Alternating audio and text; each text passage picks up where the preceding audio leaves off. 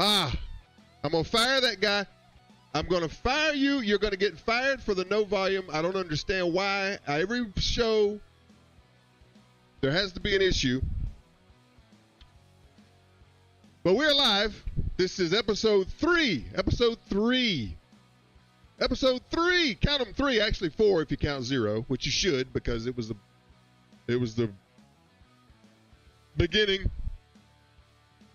of where we are today. 3 episodes later.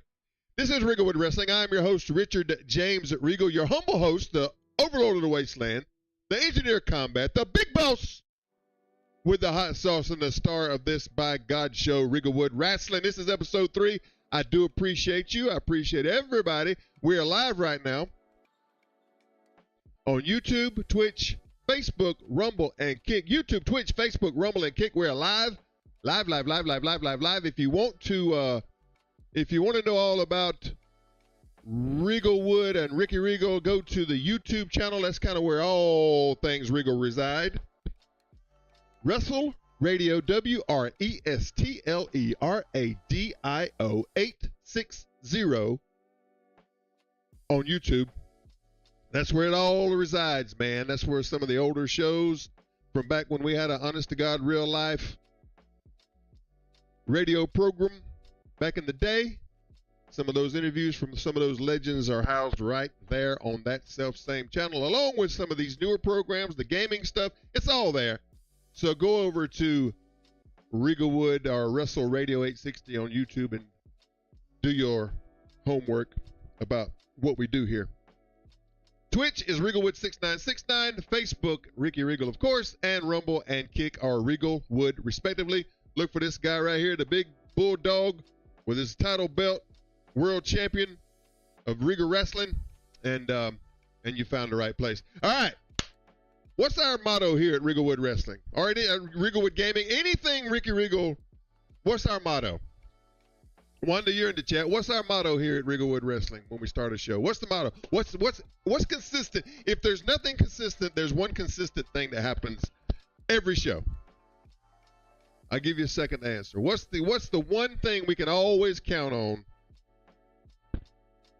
at every show? And if you've been around to the gaming stuff or here, you should know this. Come on. Wake up. Wake up, chat. The one thing that we can always count on here at Regalwood, anything, wrestling, gaming, you name it, technical difficulties. Going to be some technical difficulties. If it ain't technical difficulties, then it's not Regalwood Rasslin. So yes, we had Bill on the phone. We had Bill all set up to go, and we couldn't get him. Wait a minute. Hang on. Just stand by. Bill, are you there?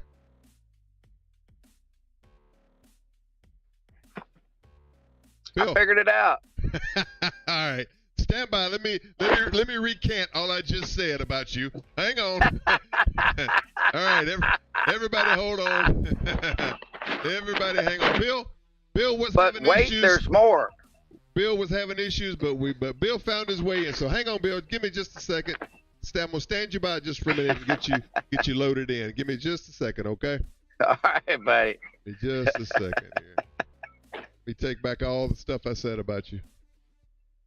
No, I was just saying that there wouldn't be a Regalwood show if it weren't for technical difficulties. So yeah, they are a thing that happened. You can always, if you can't count on anything else, you can always count on that. So let me give me just a second here. Let me get Bill in.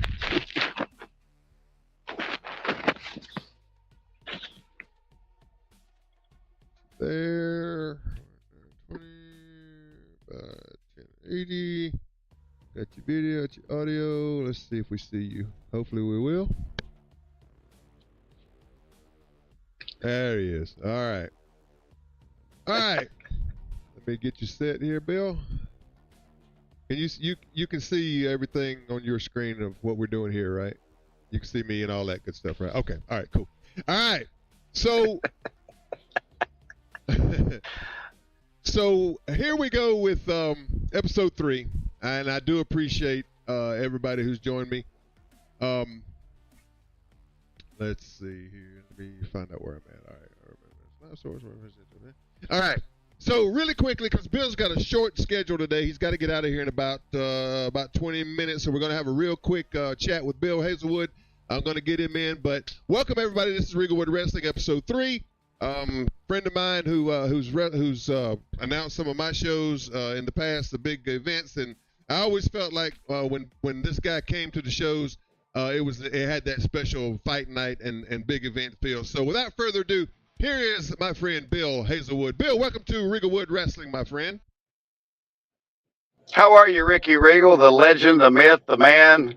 Yeah, all that bullshit, you know. All of that nonsense. Yeah, I'm doing good. Bill. Take 1% truth and 99% bullshit and sell it all like it's the truth. Sell it all as though it were facts. It works for the Bible, so you know. That's it. No, I'm just kidding. Bill, man, listen. Thank you so much for coming on the program today. It means the world to me. You and I have a really good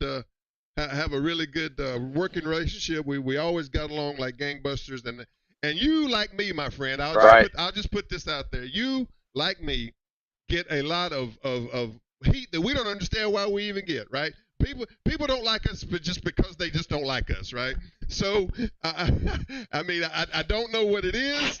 I don't know why. I mean, maybe it could be because of my mouth. I don't know. I can understand some of that, but at the same time, you know, at the end of the day, the hearts are always in the right place. So, tell us about you, Bill. Tell us what you've been up to, and tell me your thoughts on all the hate, man. Well, I'll tell you why the hate is. You know, wrestling, as everybody knows, it is what it is. It's entertainment. Vince told people that years ago. Right. So it's a work. So when you and I speak the truth about the work business, everybody gets pissed. Yeah. You know, these guys develop this character and get trained for 18 fucking seconds, and you know, then they ask me about how was their match. And I tell them the truth, and their feelings get hurt. Yeah. I mean, you know, my favorite line is. Go ahead. My favorite line is my guys go, "Did you see my match?" I go, "No," and they say, "Why?" I said, "Did you hear the crowd?" And they go, "No," and I go, "Neither did I." You know, it's fucking pop me, mother. I paid to be here. Yeah, I mean, and that's the thing, man. Look, there's been some commentary about some of the recent shows we did, and I think one of those folks is in the chat right now. And welcome, I appreciate you coming in. Jimmy, I think is it Jimmy Webb? Is that the promoter? I don't know him. Jimmy Ward. Jimmy Ward, okay. Jimmy Ward. My bad. Jimmy Ward is in the chat. Welcome, Jimmy. I appreciate you dropping in. I know he's here to see what we're gonna say bad about him. But look, man, Thomas Simpson was. No, he's not. Thomas Simpson was on a couple weeks ago, and brought up I guess Jimmy. And again, I don't know Jimmy. I'm sure he's a fine individual, and I don't know. But the thing is, and I was going to talk about it later in the end of the show, but since Jimmy's here, we'll go ahead and address it. Now, he said something to the effect that it was funny to him or whatever that Thomas and I were crapping on people and talking about who shouldn't or should not, who should and shouldn't be in the business. I never said anybody shouldn't be in the business. I do not pray to the church of wrestling is for everybody. That I'll stand by because I don't think wrestling is for everybody, Bill. Right. You've seen it's not. The same stuff that I've seen out there, and that sometimes just doesn't belong. Now, God bless. Well, 100%. But go ahead. Well, the thing that I tell people is, I'll just go straight down Thomas Simpson's throat. So fuck him. Here's the deal. Thomas Simpson's never booked me. Thomas Simpson's never paid me. And this goes for anybody. That's called a 00. So that's how much I value Thomas Simpson's opinion of me. So, and he said, Jay Eagle, here's what he said. And correct me if I'm wrong. He said, Jay Eagle lets anybody in. Yeah, Jay Eagle let George Gray in, a.k.a. the one-man gang. Jay Eagle was instrumental in letting R-Truth in. Yeah. Jay Eagle was let Ken Magnum in, who's still in the business. Right. Jay Eagle let Bill Hazelwood in, who's still in the business, who this past week was in Rainsville, Alabama, in front of over 1,000 people a night and 10,000 people on pay-per-view getting paid big money. Okay. Yeah, right. Jay Eagle let Jimmy Ward in. Now, Jimmy's ran his own promotion for 6 years. Okay. Okay. And You have an open invitation right now, and Jimmy will tell you this. Okay, he's wondered why you haven't came to the Norton Lewis Memorial, because this is the 4th year. Okay, you guys were tight back in the day, so you. I'll address that, but go ahead. Go ahead. You need to see Jimmy's setup. Yeah. Okay, he's got about $50,000 paid for. Yeah. Okay. The production rivals anything on television. And a few years ago, he started taking my advice. And I said, because every show that I go to, I ask people, I say, how many of you have never been to an indie wrestling show? And 30 or 40 hands will go up. Yeah. So that means the measuring stick is what they've seen on television. Right. Right. Okay. Right. So there's nothing wrong with setting up a ring and wrestling. And again, there's a bunch of guys that don't belong in the wrestling business. But here was my joke. I asked Jimmy this, and I said, I'll say this on Regal's thing. Who invented, okay, the Veterans Indie Board of Directors and made Thomas Simpson the fucking president on who and who shouldn't be in the business? Yeah. Okay, because you admitted that you and, now correct me if I'm wrong, you and, was it Mickey? You and Mickey? Yeah. Y'all were trained in a shitty ring outside of a single wide trailer in Lower Lawrence County. Absolutely. And those guys kayfabed you. Yes, they did. For how long? For how long? A long time. A long okay, time. Because they didn't want you in the business until they saw you were serious. Yeah, agreed. So that's the key. And here's my other question: who the fuck let Thomas Simpson in the business? Where'd he come from? Yeah, no. You see what I'm saying? I mean, everybody's got to be let in by somebody, right. And I'm not picking on Thomas, but you know, it just is what it is. I don't give a shit. He's entirely different to me face to face, and he does what he does online, and that's all that stuff. But the Hardy Boys, I'll give you a trivia question. You might know this. Do you know when Matt and Jeff Hardy signed their first full-time contract with WWE? I have no idea. 1998, last century. Yeah. 28 years ago. Yeah. That was before I got in the business. Thomas Simpson has been talking about the fucking Hardy Boys and Omega since last century. Okay? And well, I'm just telling you the facts. Yeah. Okay, since last century. I'll guarantee you that Bill Hazelwood has done more, meaning been on shows that he's being paid to be on, not showing up and going, hey, I know Matt and Jeff, okay, with Matt and Jeff Hardy, since they've become famous, than Thomas Simpson has done with them in the last 28 years. Yeah.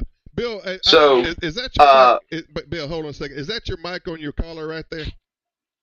Pull it over. Is that better? Yeah, just pull it over just a little bit because you're getting a lot of feedback where it's scratching on your collar there. Yeah, that's perfect there. Yes, perfect. Go ahead. I didn't mean to interrupt you, but go ahead. Is that better? Yeah, a lot better. But take it off and throw it out the window. You know, that's the.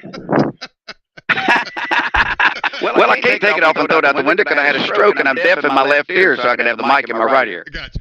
Go ahead, man. Hold on. There we go. All right. But, you know, that's the key. I mean, here's what I tell people. If there's too many shit shows in the business, don't fucking go to them. Yeah. Don't support them. Yeah. If there's shitty wrestlers in the business, don't go watch them wrestle. Because here's the key. People say, how many people have you seen come and go in 25 years? I go, all of them. Yeah, right. All of them. Right. Now, and listen, I've said repeatedly, but from the start, from episode 0 up till today, the opinions of my guests are the opinions of those who say them. I don't necessarily agree with them. Just because I have you doesn't necessarily mean that that I agree with everything you say. I mean, Thomas and I have gone up and down the road. Right. We've had a love-hate, mostly hate, some loves, but we are at a point now where we get along. So naturally, when you're trying to build a new platform, you know, you're gonna what's Bischoff's famous line? Controversy creates cash, right? So I knew controversy creates cash. So I knew bringing him on first episode was gonna stir some shit. Now that doesn't necessarily mean that I'm down to. Well, you didn't do a curtain jerker. You started hot. Started hot. Right. I should have curtain jerked.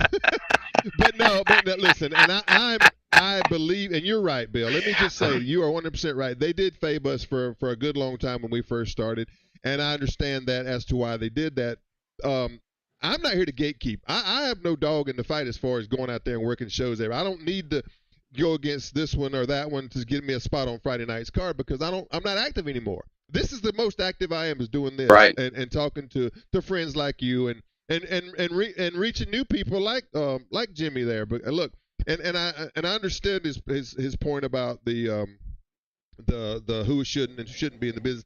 I look, I'm not saying anybody shouldn't be. Do what you do, but if I can't believe you and I don't buy you and I can't suspend my disbelief that you could beat me up, even in my advanced stage, then who are you selling yourself to? But I understand also that there's an audience for everything. So I'm not a gatekeeper. Please don't think that I am. It's not about that. It's just about I came up old school. I am old school. Billy, you know that, and I mean it just is what it is. But let's talk more about you because I know you got short time today. What got you in? And just real brief, give us the folks who may not know Bill Hazelwood, a little history of how you got in and what got me in the business? Yeah. Well, I met Dirty in public. He come into I can't remember where I was working, but he came in did something, and I said, "Damn man, you look like an athlete." And he said, "Well, I'm a pro wrestler." Well, I've been a pro wrestling fan since 1972, the original Sheik. And I was born in 62. So I lit up like a glowworm. And I said, "Well, where is this?" And he says, "Well, it's in Spartanburg." Well, back then, before Rhonda started blocking all the shit and not wanting to let anybody in free, yeah. Dirty gave me a couple of complimentary tickets. And I went to Eagles, and I'll be damned, the first night there was Bobby Eaton standing at the concession stand. Yeah. And I said, "Bobby, that's a nice sweater." He said, "Yeah, my wife got me that." So I go back the next week and pay. And he had one-man gang there. And I went, damn, Eagle does know everybody. Yeah. So he called me the third week and said, "Hey, man," said, "Dirty said, you're a good talker." And I said, "Well, I've been in sales all my life." He said, "How'd you like to come up and be part of the show?" And I said, "What, as an announcer?" And he goes, "No, APW president." I went, damn. Wow. So the first night out, they stuck a camera in my face because Eagle had that little wrestling show on at 2:30 in the morning Friday night, when all the drunks were leaving Waffle House and had about 8 people watching it. Yeah. But and I go back and look, and I joke with people, and I say I thought I knew a lot about the wrestling business because I didn't get in it till I was 40. I didn't know shit about the wrestling business, and I was awful back then. I watched them on camera, and I got awful. So,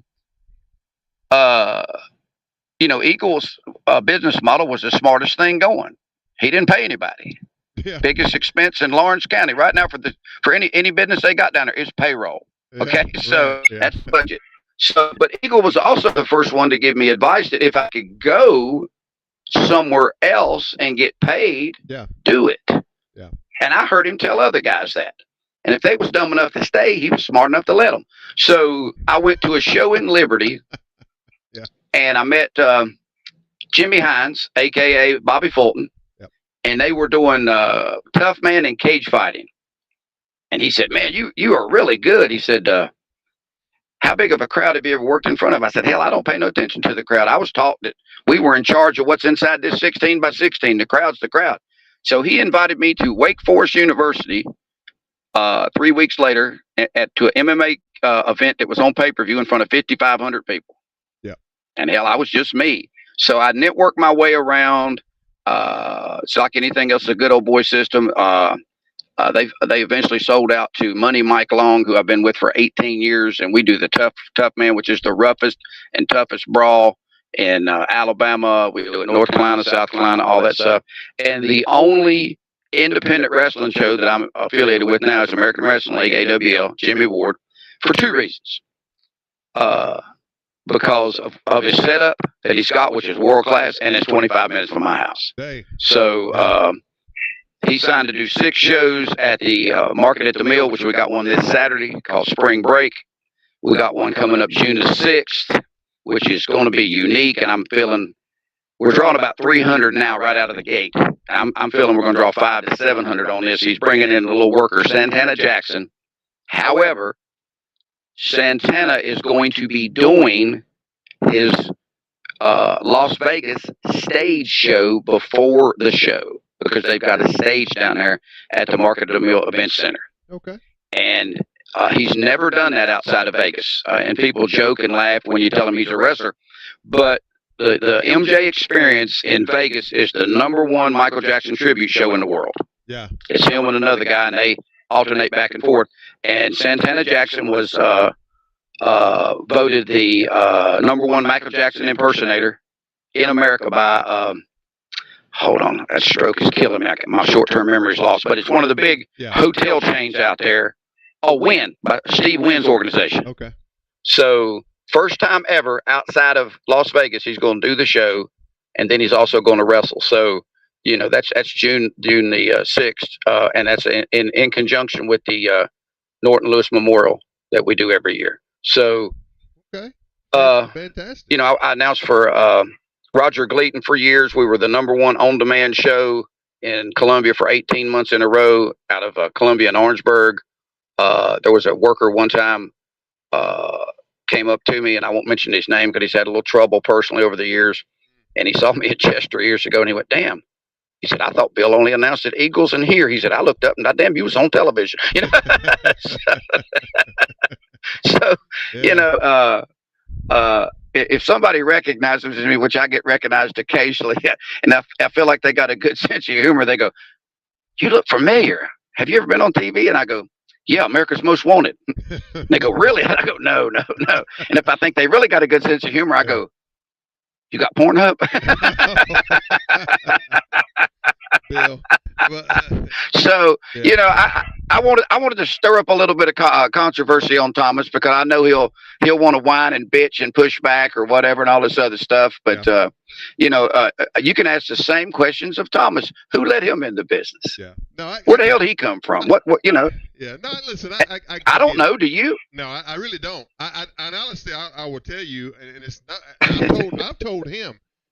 When we were active and we were moving around, he was just starting to come around to shows and stuff, and I don't remember where it was, but I remember him seeing over there on the side, and people always call him the professor, but I didn't know who he was, and it's not, I'm not being mean, right. But when we saw him, we just thought he was just some kid who just liked wrestling because he was always standing up and doing all the super fanboy stuff, and I'm like, well, I don't know this. I didn't know who he was. I didn't know who he was. Hercules. And they were like, "No, that's the professor." So we just thought he was just some kid who liked to come and follow wrestling around. And then sometime later, that's when he was a professor because he's extremely intelligent. I think he teaches trigonometry at a university. Yeah, I can't even say that. So I can't even spell trigonometry, much less do it. So I mean, he's extremely intelligent. So that's why they call him the professor, I think. But it's just. He's been irrelevant for years, and he comes to the shows and he knows how to stir controversy. He knows how to push buttons and all that other shit. But I don't fucking care. Yeah. I'm like Cat Williams. You can't cancel me because I'm not even on the shelf. I'm not even in the store. Exactly. Well, no, and again, like I said, some things he and I align on, some things we don't. But again, I just want to be clear that I'm not a gatekeeper. I don't care who gets in the wrestling ring. That doesn't affect me one way or another. But I do think that there needs to be some kind of differentiation between what you see, what you know to be ostensibly a trained fighter, right? Somebody who looks and acts the part, right. and just some 120-pound kid. Now, not to say 120-pound kids can't go. But there's just a thin line in there to where if I can't suspend my disbelief, then why should anybody else? But that's just one man's opinion. Well, I'll address it from two different sides. Okay, there are some great trainers out there, great schools. Yeah, and there's one run in Columbia that is ran by a guy that's never been anywhere and drawed any money, but he's a great trainer. All his students get it. Yeah. They really do. Okay. They get it. We've used them on shows and they are professional. They've got professional gear. They show up on time. They do all of that. And he's never been anywhere and never drawn any money. Yeah. Okay. But what he does do is he holds their feet to the fire. Okay. Yeah. On the other hand, there's other trainers that haven't been anywhere, haven't done anything, and don't know how to teach you shit. But here's what happens. How long were you and Mickey trained before y'all had y'all's first match outside of the show that y'all's trainers ran? Outside of that, it was probably better than couple of years. Outside of there you go. I knew it was. I knew you were going to say a year. I knew it. So what happens is in today's world, everybody wants instant gratification. Now, this is over exaggeration to the damn 10th degree. But you got a guy that's running a training school. Okay, he trains you. Within 3 months, you're fucking convinced you know everything. So you stop going, and the next thing you know, you got some dumbass promoter booking you. Yeah. Yes. Okay, so 6 months into the business, hell, you start training. Yeah, right. Okay, right. And then the guy that you're training does the same shit you just did. 3 months later, he's convinced he's fucking can do it. Yeah. So you've got guys, that's been trained for 3 months, it's 4 months or whatever, and then you got guys that ain't been trained at all. They've just watched the damn video games and bounced around in the backyard and shit like that. So, but it's the fact that I think that happens a lot more in North Carolina and Georgia and Tennessee, where there is no athletic commission. Yeah. And people can say what they want to about the South Athletic Commission. It is a money grab, 100%. 100%. But you got to pass a criminal background check to get a promoter's license. Yeah. And you got to send in your 5% to get the license for the next show. And you got to pass a physical to become a wrestler. Yeah. But if you can't do none of that shit, you go 875 feet inside of North Carolina to Gastonia, and you run a shit show. Yeah. And there's more shit shows, sadly, than there are productions. Yeah. And the problem is 70, 80, 90 people show up, and they go, ooh, this is more people we've ever worked for in front of my life. And I've worked in front of 15 fucking people, and so have you. So I'm not dogging that, but I think I've evolved a little past that. Absolutely. So, people going to do what they're going to do. Yeah. You can't control them. All you can control is yourself. If Thomas don't like the show, he don't want to complain about the show, don't go to the show. Yeah, no, sadly, he's part of the problem. He's buying the ticket. He's putting money in their pocket along with 50 other people, and they're convinced they're drawing. Yeah. Well, so, people say, people ask me all the time, they say, people ask me, say, hey, did you hear what was going on in such and such? I go, I'm not booked there. Yeah. Nigga, we talking about, I'm not booked. I don't give a shit what's going on the show. I hope their building is full. I hope their guys look like wrestlers. I hope they got good storylines. I hope they're doing all of this because the fans win. Hold on one second. Yeah, I got you. While Bill's the fans win when that. Absolutely, and you're right, and I agree with you. I do agree with you a lot on a lot of those points. Bill, real quick, I know you got to run shortly here, but I wanted to catch you up. There's some people in the chat who are saying hello to you. Wanda says hello. Lace says hello. Of course, Jimmy's in there. He's saying hello too, and Lace says she can't wait for the Michael Jackson experience. So looks like some good things are coming up there. You mentioned before I let you go. You mentioned the Norton Lewis Memorial thing, and I've thought about that, and I've thought about how to talk about that. I feel like, and I'm not. Please, you were at some of my shows, and you were at some of my shows where Norton was the booker, and it ran under the NCW banner. You were there. Am I correct? Right. Okay. So right. And I'm not, but by no means I'm not taking anything away from what Norton did with NCW, because I mean, thank God he was there, and thank God NCW was there. But I feel like, and I may be wrong, and if I'm wrong, I know you'll correct me. But I feel like I gave Norton by facilitating him coming to Lawrence and doing those events and taking the helm of NCW. I feel like I probably was at some point, even in some small way, was responsible for giving him one of his most successful runs under the NCW banner. If I'm wrong, I'm happy to hear that I'm wrong. Well, let me tell you why we do. Let me tell you why we do the Norton Lewis thing. And Jimmy Ward will tell you this. Jimmy knew nothing about wrestling when he got in the wrestling business, just like I didn't. Mm-hmm. I thought I did. Okay. And Eagle did what he did. That's Jerry. That's Jerry Bragg. Yeah. Can't be explained, only experienced. Right. And then Jimmy met up with David, okay, a.k.a. Norton Lewis. Yeah. And David had a brilliant mind for the business. Absolutely. And he was exceptional teaching the younger guys how less was more. Yeah, I agree. Okay? Hold on. I got to put Johnny Swinger on hold. Watch me get that fucking rub. Hold on. Bigger name on the other line. No, I'm telling him to text me. Watch it. Damn, it's Ric Flair. I got Ric Flair's personal number too. I told him the same shit. Okay. I appreciate that. Tell him to call me. I'll get him on here. Absolutely. Yeah, call there. You want to be a guest on the Regal World?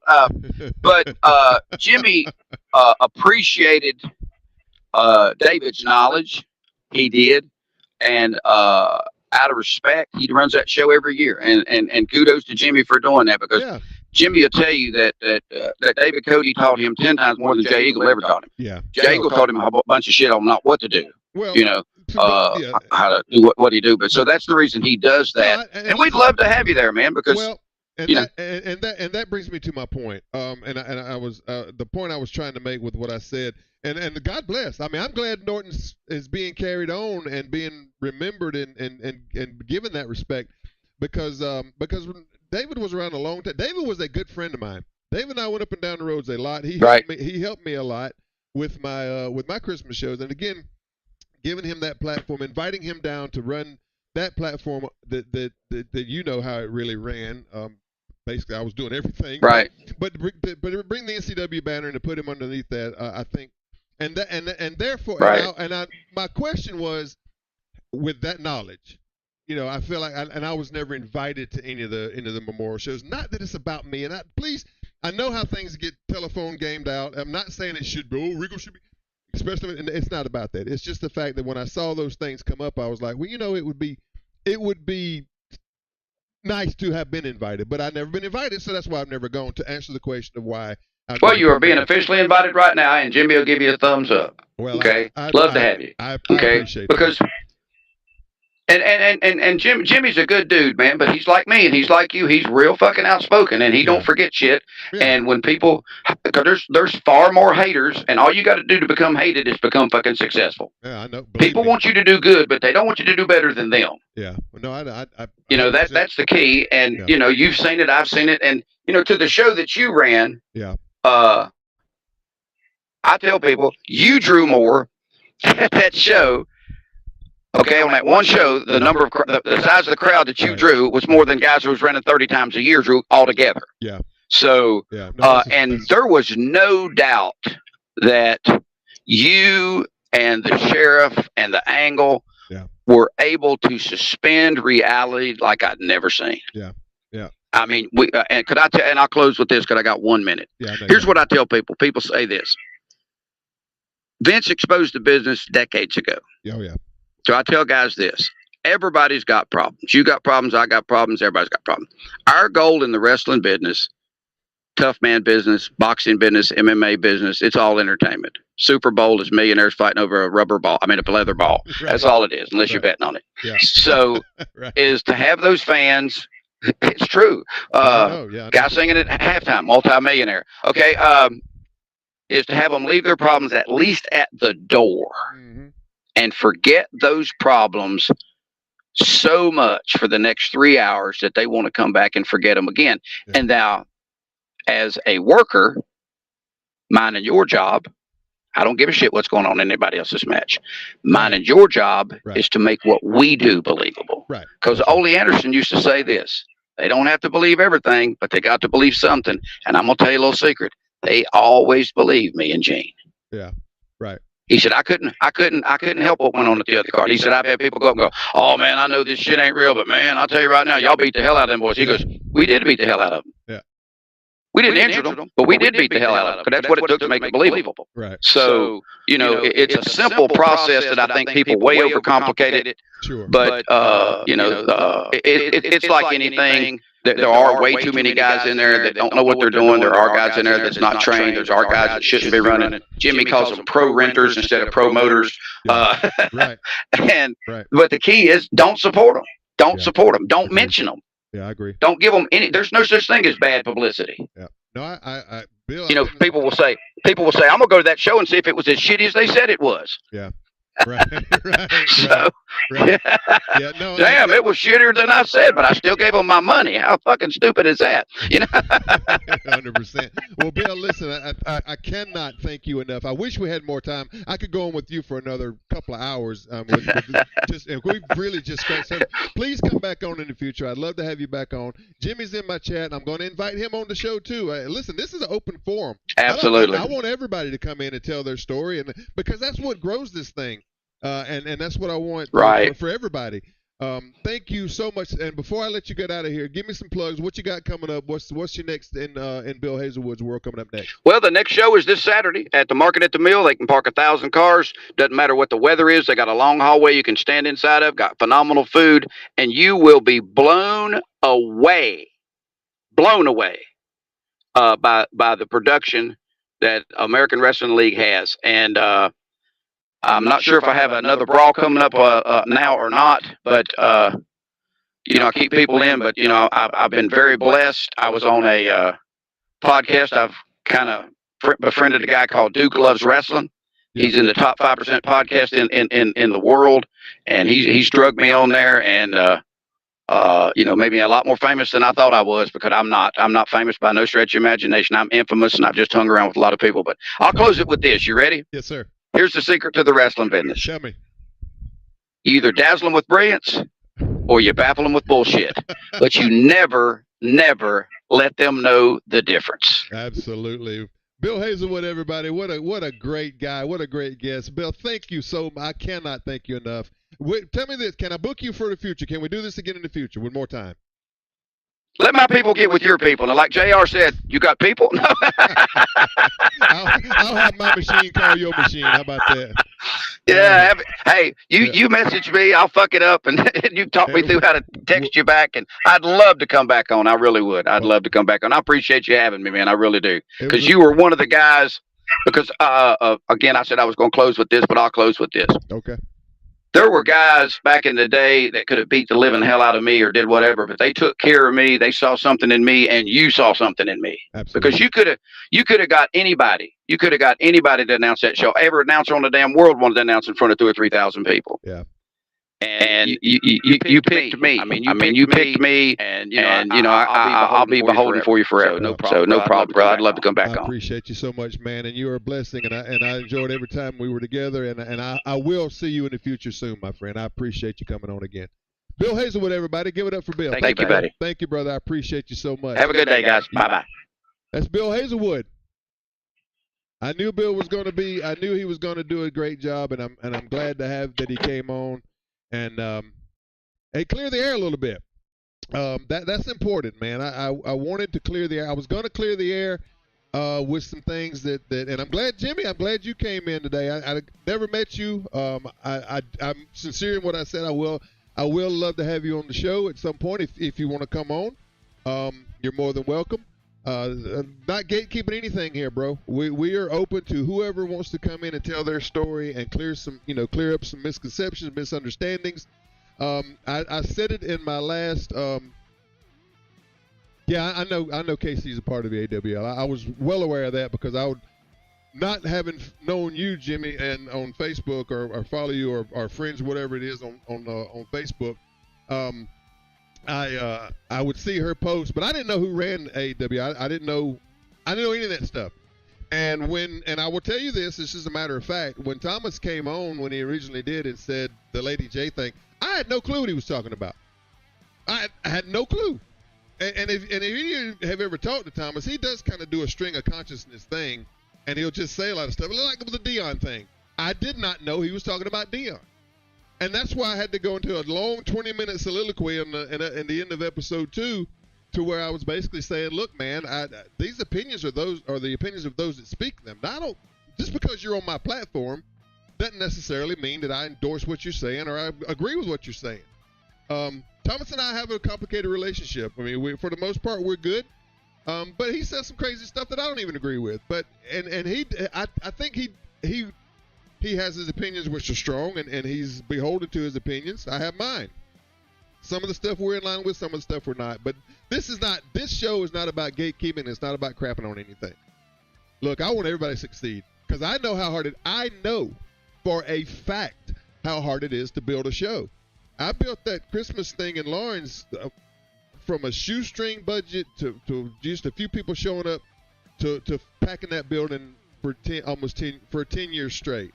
Well, not 8 years, but we did off-brand shows, whatever. Anyway, the fact of it is I know how hard it is to build something, and I am not the one who's going to crap on you for trying to build a promotion. And I've seen your setup, and it is a nice-looking setup. I have not seen any of the shows because I I don't have time to watch shows. So I didn't know the lady Jason. I don't know anything about all that stuff. I don't know what y'all's relationship is. None of my business, right? But this forum's open to you, just like it is to Thomas, just like it is to Bill, and anybody else who wants to come on and discuss all the stuff. So I hope that clears up the whole who belongs in the business and who don't type thing. My opinions on that are some people may not, right? But I'm just one guy. Who you know, who cares what I think, right? But the platform is open. The invitation is out there, and so that's that.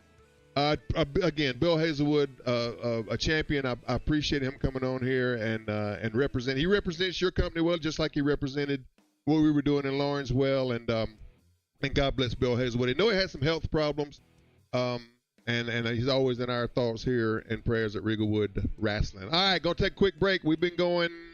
How long we been going?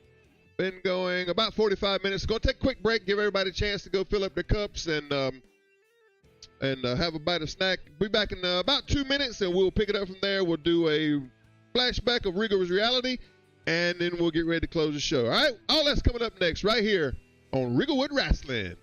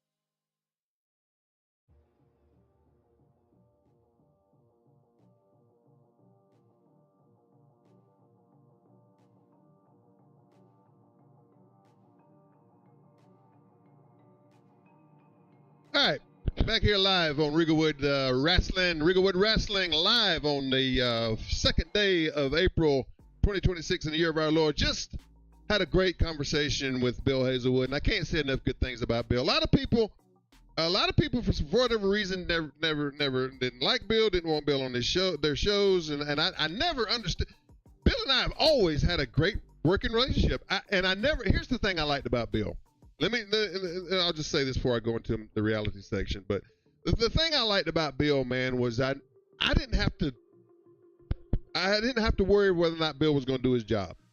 I would tell him what the idea was and what to get across, and he would run with it. And that's, man, I love that. It was so easy, and he would go out and he would keep the crowd entertained during intermissions, and it was just, and always look professional. That's the one thing that I always, man, could count on. Bill would come in with his tuck shirt on, his bow tie, his cummerbund, hair perfect, and that microphone, and it was just, it gave the fight night feel of the night, and I just always respected his talents, and we always got along like gangbusters, and had kind of similar sensibilities about the business and that and such. So Lady J was the first I heard of it, but I'll embrace it because F. Thomas Simpson. That's Jimmy there in the comment section. Yeah, I didn't know what he meant when he said Lady J. I had no idea. I was just, hey man, do your thing. Yeah, like with Bill. Hey, here's the kind of bullet points, and go, and then they just go. So hey man, God bless.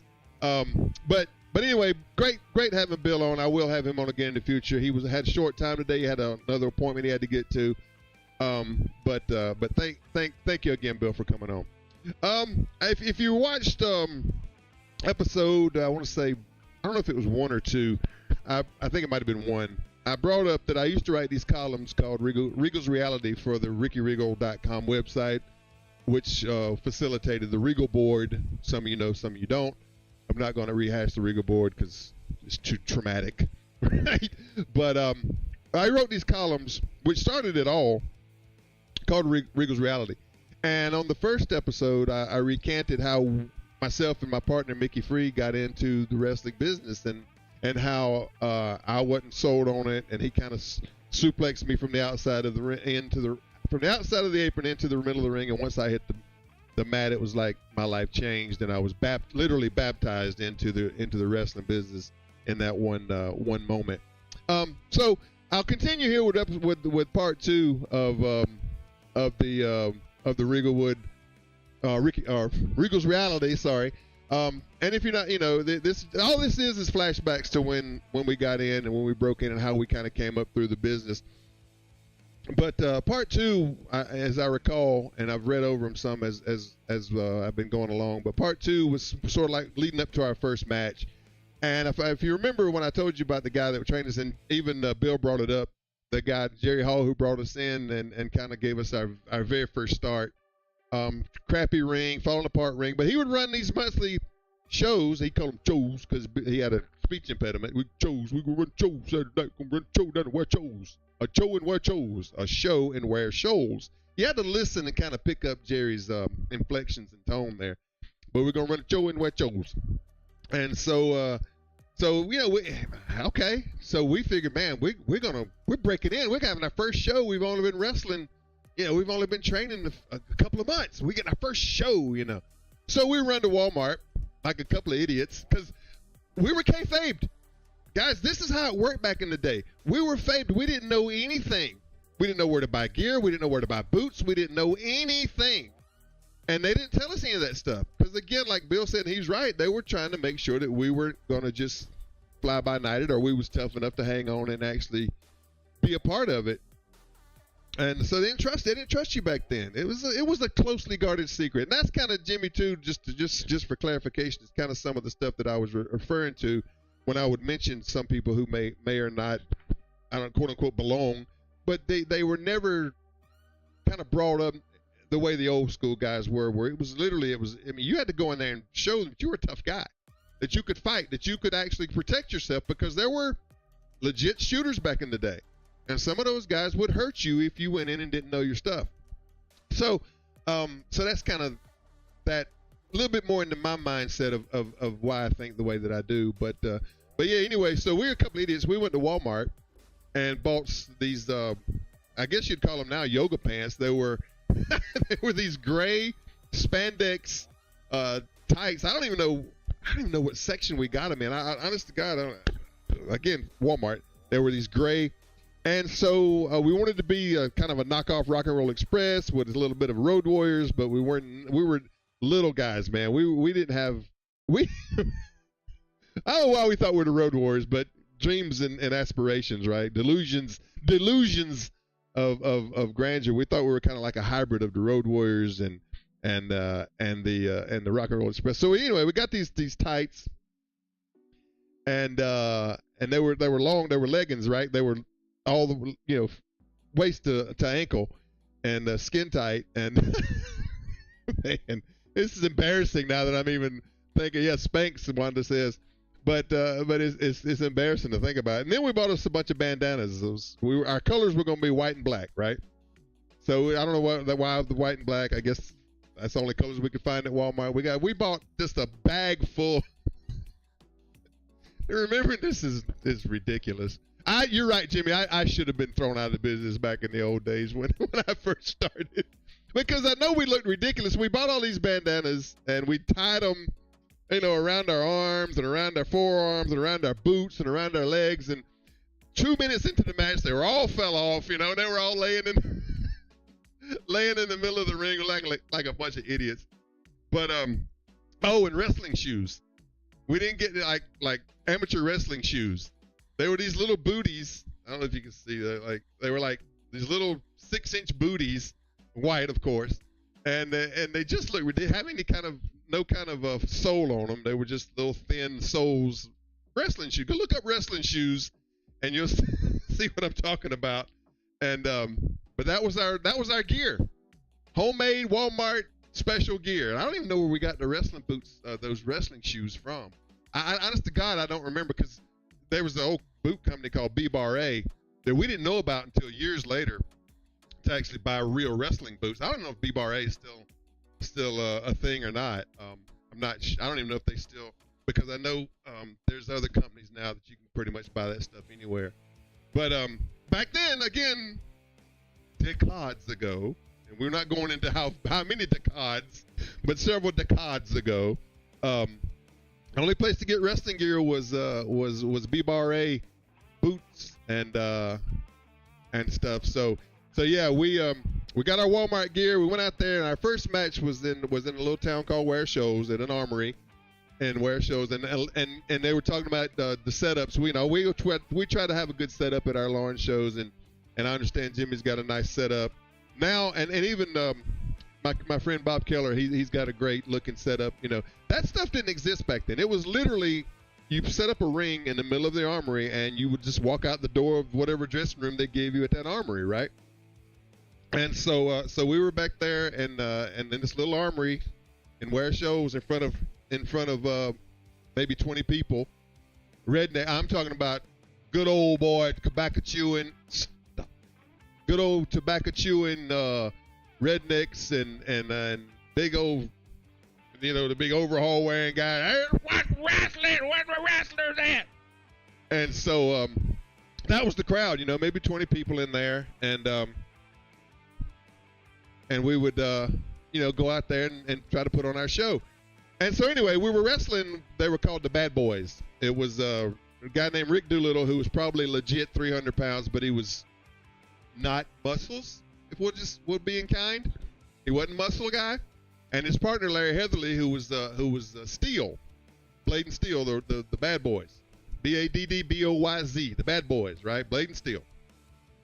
And Doolittle, of course, had the wrestler, the Brian Knobs mohawk with the platinum blonde, and Steel looked like, now Larry, to his credit, did look like he looked like a road warrior. I mean, dude was jacked, and this is some decades ago, and brother was jacked. I mean, he was really just muscles. And if anybody remembers Blade and Steel, you'll remember Larry. He didn't look like a legit badass. Steel and Blade, He's a big boy. Let's just put it at that, you know. But anyway, they were the road warriors of this area at that time because they were, you know, big guy, had legit gear, wrestling boots, the whole nine. So that's who we were put into our very first match. And when I call it a match, it was more like a how can I be politically correct? It was an ass kicking, is what it was, and we were fed to those guys because we were brand new. We didn't expect to go out and win our first match. It wasn't about, you know, the winning of the match. It had nothing to do with it. It was just they took advantage. Let's just say they took advantage of our stupidity and our ignorance and our lack of training up to that point. And so yeah, we got it. We got it. And we understood that that was our place. And so we got beat up pretty badly, and it was, I felt like that was sort of our real initiation into it. And I feel like looking back, I feel like over time it was more of a you know, if these guys stick around, then maybe we can smarten them up. And looking back on it, that's exactly what happened. We took that first ass whooping, and we went in there, and we didn't cry, we didn't complain, we didn't call the cops like I've heard some people do nowadays. We took it, and we learned from it, right? And it was at that moment that we decided to dedicate ourselves to actually learning the craft and to become better so that we could then protect ourselves going forward, and we could then hang with the big boys, as it were. And so from that first match on, it kind of clicked that,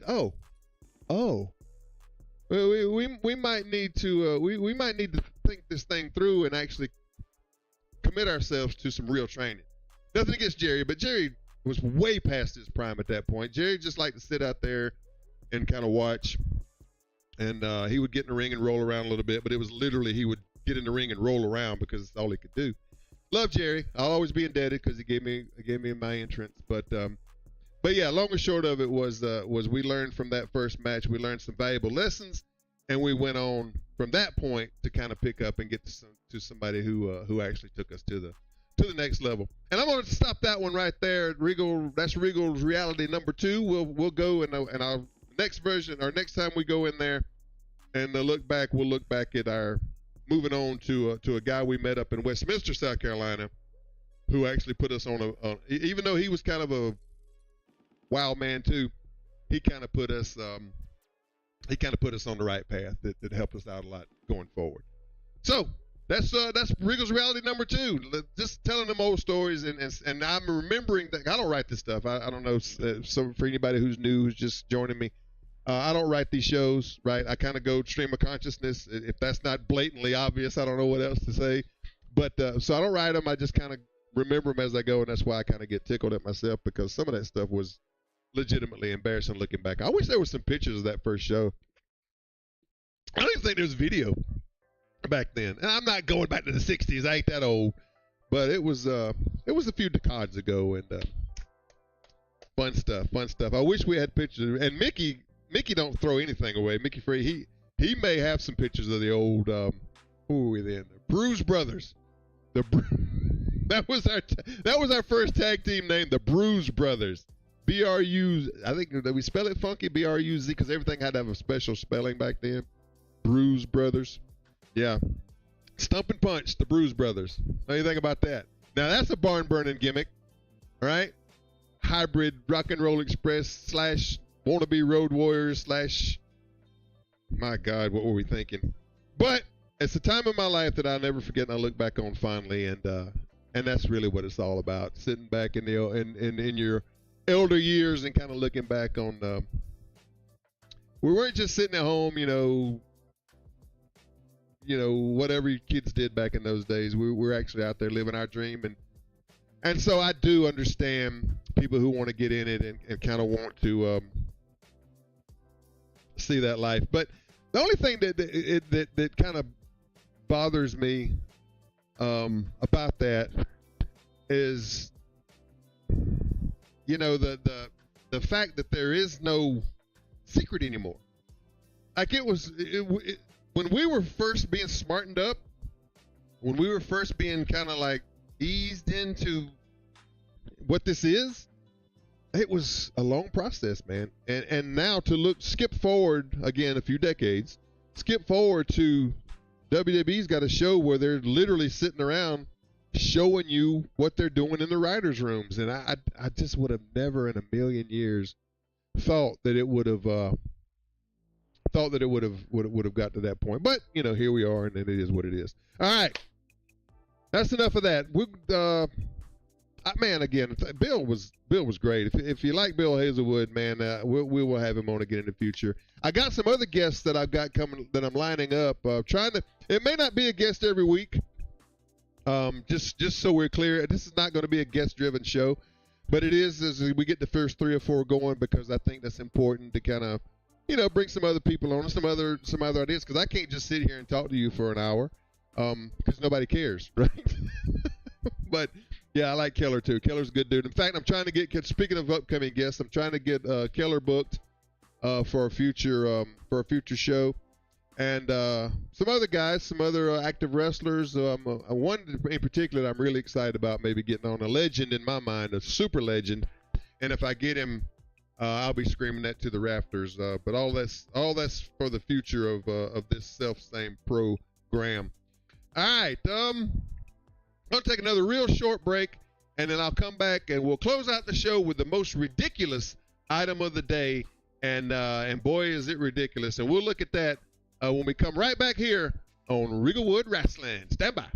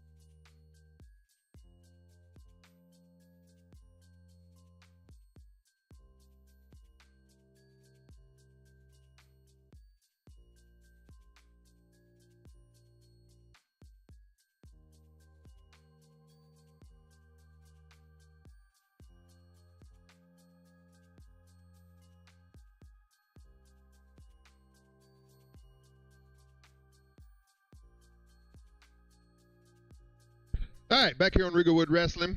Thanks for those of you who came in and joined me today. I really, really, really do appreciate you. Had in the chat, we had Wanda, we had Lace, and we had Jimmy Ward. Thank you for popping in. I appreciate it. I appreciate you. I tell you what, I do appreciate you giving us a chance, because I know how the game of telephone works. Believe me, I do.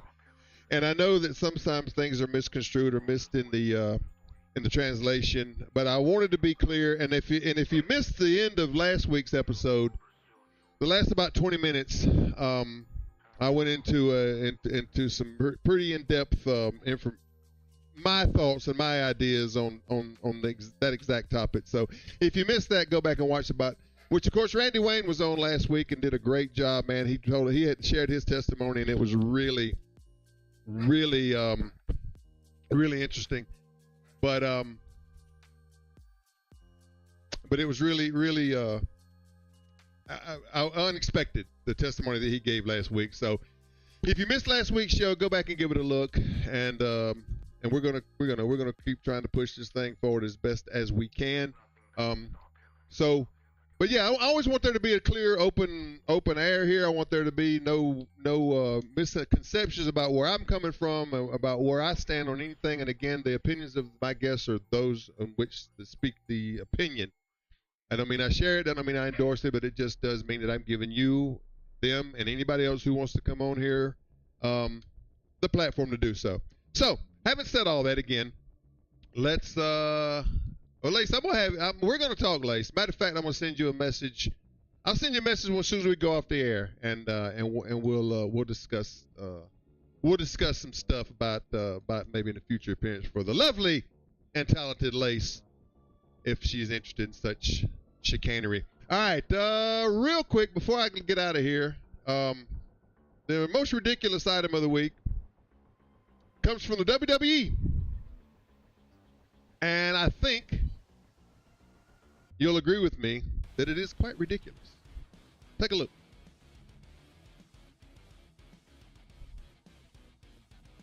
Oops. There we go. If you haven't seen this, give it a look. It's only a couple seconds. Oh no! Oh no! Oh no! Oh no! Oh no! Oh no! Oh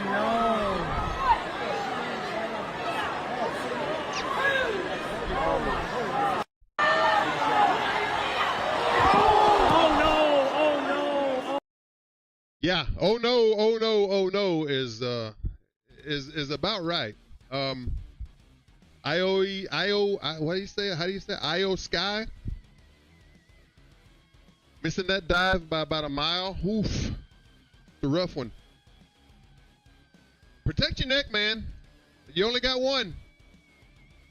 Luckily, she looked and appeared to be okay, but that's our most ridiculous item of the week. It happens. It happens to everybody. You just got to be safe out there, and you got to take those limited risks, because trust me,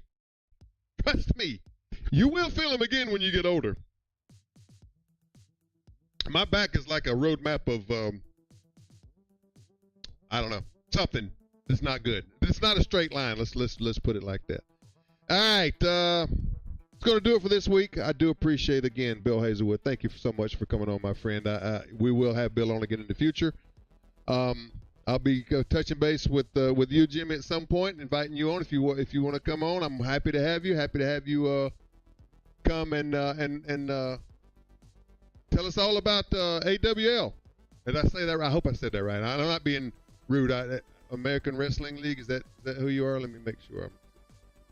I'll make sure that's yes, AWL, American Wrestling League. Okay, so yeah, the book is open. I'm happy to get some more participants in here and help us get this show on the road. All right. Again, thanks for everybody who came in. Thanks for everybody who's in the chat, and thanks again to my friend Bill Hazelwood. It's going to do it for this episode. I will be back next week. Looks like maybe Wednesday, Thursday next week. I'm not sure. It'll be one of those 2 days. Wait, let me check that. No. It'll be either Monday, Tuesday, or Friday. I'll let you know. My schedule is weird, but I'll let you know as we get closer to it when next week's show will air. And until then, I will see you down the road.